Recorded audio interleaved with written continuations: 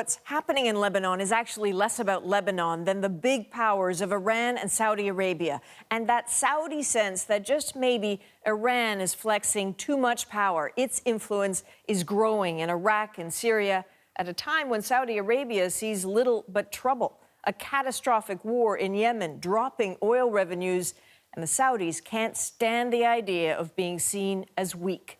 The new crown prince is trying some new moves. So what's he really up to?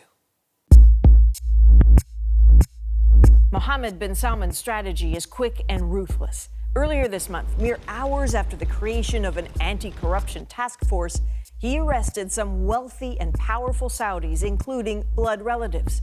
Their jail, the Riyadh Ritz-Carlton. Fitting, given the estimated $800 billion of net worth held captive inside. Generally, Saudi citizens don't have a problem cutting the elite down to size. They know it's corrupt at the top. And as a young, growing, hungry-to-work population, they want a piece of the prosperity.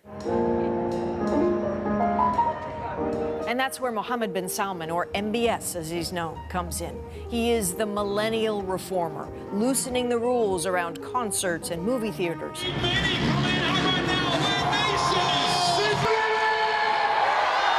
On women attending events.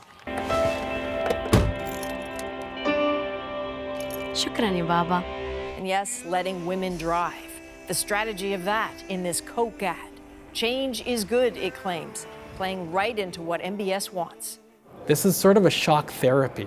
It was a shock to the world to say, look, Saudi Arabia means business.